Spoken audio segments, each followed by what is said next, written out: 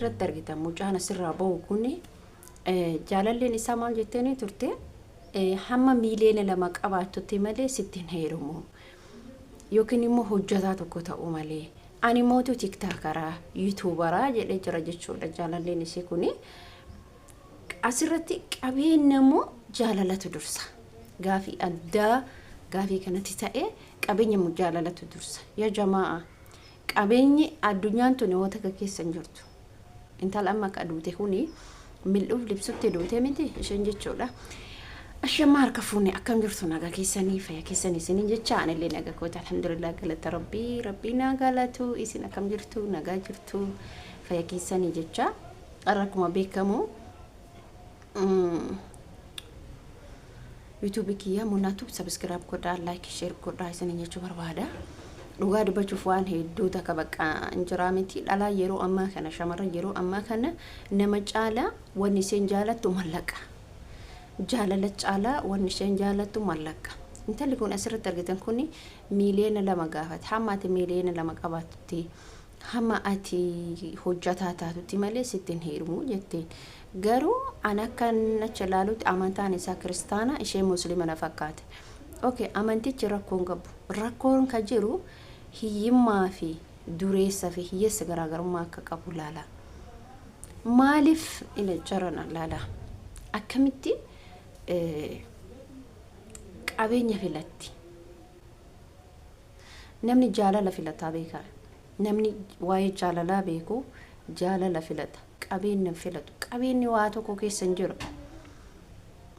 kaleessa qanoon kan darbite qabeenya dhabdeeti miti tari yookiin isheen jaalala dhabdee tari yookiin isheen haalli duraanii sun toluu didee tari immoo rakkoo biraatiin darbite ta'a lafa kanarra darbitee jirti isheen erga akkuma argitan namni darbeen deebu namni du'ee nasbeen isaa baate tokko deebu dhalaan isin hojii dalaydanii harka keessanii fiddan ati bar haara miliyeena ta'uu dandeetta hojjatte gaafa jette isheen tuni isa kana boocisuun hedduu takka ulfaata baay'ee boo'ee mucaa miira keessa gala ammallee ani miliyeena 2 miti sanuu olu sifta hojjetaa yuutuubaraati hojjetaa tiktaakaraati yuutuubara qofaa miti kagalii kafalu tiktookara qofaa miti kagalii garagalu biizinasii garagalaa telegiraaman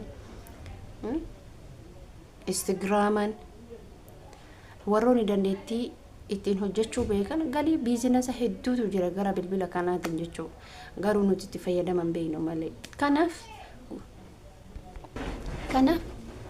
qabeenya caalaa akka ani ilaalutti jaalalatu caala jaalalli waa hundaa dabsata jaalala jechuun warqee jaalala jechuun waan hunda jaalala jechuun waan akka jaalala lafa kanarra jiru bakki jaalalli jirtu waa hunduu hin jirti bakki jaalalli hin jirre mootuyyuu bakki jaalalli hin jirre homtuu hin jiru isuma bakka jaalalli hin jirre qabeenyoo jiraata hin bitannaa galgala walitti qanyisu ganama walitti qanyisu nyaata dhugaatii keessa jaalalli isaanii wal bira hin jiru gaafa qabeenyaan seenti intalli kun amma bifa isii ilaalte qabeenya filatti mana gaarii keessa jiraachuu tokkoffaa alga gaarii qabaachuu meeshaa gaarii mana keessaaf soofaa gaarii mana keessa bakka dhalaan irra guddinne jechuudha wantoota akkasii isaan hawwatan garuu isiin isallee barbaaddu hin sobdi mallaquma san illee barbaaddu ni sobdi isuma san sobdi isuma san finfeene isuma san jaalala isaan qabne malee mallaqaaf miti mallaqaaf isatti heerumuu dhabne isiin wanni isiin barbaadde isiin jibbaa isa agarsiifti jibbaa isaati malee wanni mallaqa nama barbaachisu hin jiru namoonni lama wal jaalate taanaan dhimmuma maatii keessa galchuu hin jiru haa ta'u garuu immoo hin barbaachisa maatiinis gaafsi fayyadu haa ta'u garuu namni wal jaalate taanaan wal duuka qeleesseena agartanii kanaaf jaalalatu caala qabeenya irraa qabeenyi salphaadha qabeenyi abbaan hojjete ifaa jetaanan hin argata namni dandeettii garagaraa qabu yeroo amma harka namaa hin eeggatu bilbila isaatiin taa'ee galii galchuu danda'a keessattuu warri hin dandeettii cimaan galchan beekan jechuudha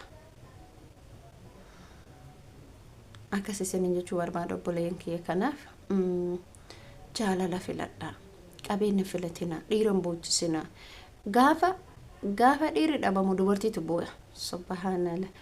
Gaafa dubartiin dhabamtu dhiiratu boo'a. Rabbiin hundumaa wal qixxeesse ilaalaqa. Yeroo ammaa dhiirris dubartii boo'a, dubartiilleen dhiiraaf bootti. Kun akkanaan jechuudha. Maaliif hojjetanii namni gaaf onnee qulqulluudhaan si jaalatu, dubartiin takka gaaf dhiira onnee qulqulluun jaalatu isaaf jettee bu'aa bayii hedduu cayti jechuudha. Nama san argachuuf jecha hunda obsitee, jibbaa hunda fudhattee, waa hundumattuu jechuudha. Bu'aa bayii hedduu cayti. Waan san argachuuf bu'aa bayii hedduu cayti. Garuu namni birrii filatu immoo amma isheen birrii mallaqa filatte. Gurbaan kun tarii yuutuubiin kun harkaa oggoramee, tarii tiktookiin kun harkaa gubamee yoo jedhe maaliin isii horata? Deebi'es kabiraa bana beeka. Garuu mootu isiin wanne kana maaliif yaaduu didde? Maaliif mallaqa bicharratti tarkaanfii fudhatti? Isaa borullee jaalala dhugaa isaaf hin qabdu.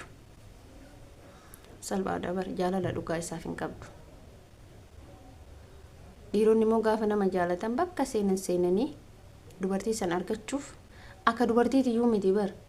Dubartiitu irra guddina laala yeroo ammaa gisee kana keessatti dubartiitu dhiiran jaalanne argata malee dhiirri waan jaalattuun argatti. Dhiirri dubartii isii jaalattuun argatti. Dubartiin garuu hin argattu. Isin galee waan akkasiiti. Nuti garuu in argannu waan jaalannu waan garaan keenya jaalatu hin argannu.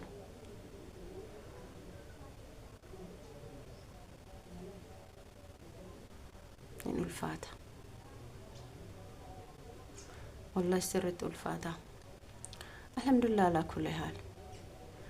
Namni yoo jaalala filate bakka yaada biraa keessan seena dhiifamu. Namni yoo bakki jaalalaa kun hedduun nanti dhagaa bakka. Maaliif dubartiin dhiira jaalatteen argattu ni cinqamti, ni maraatti, uf ajjeefti, namaaf ni duuti. Dhiirri garuu akkas hin ta'u. Awwaayeen intala kana garuu waa'ee qanoo hedduu takka kanatti dhagame. Namaaf du'uu isiiti. Lubbuu isii namaaf du'uudha malee lubbuu isii namni hin baafne. Ofii isiiti uf baafte. Ofii isiiti lafa kanarraa akka jiraadhee waan gubaa argurra taree yoo lubbuun kiyya badee wayyaa jette. Ajaa'iba. Maaliif namaaf jedhanii tarulleen jaalalatu akkas godha malee miidhaa miti beeka. Garuu gara biraatti miidhaa ta'a malee gaafa laata namaaf jedhanii taruun baay'ee miidhaa qaba. Namaaf jedhanii taruun abbaa taree santuuf miidhaa jechuudha. Taree inni ka jiraatu hin jiraata. Isin galee kanaafuyyuu jaalala filadhaa malee mallaqa filatina. Mallan ijoollee dubartii harka keessa warqeedhaan jira bar. Harka keenya shanan kana keessa harkuma keenya kanaan xaarree finne waa hunda jechuudha. Ka dhabdellee, ka argattullee, ka kassartillee, ka tarraftellee harkuma kee kana shananiin fidde. Jaalalli waan hundaa caala.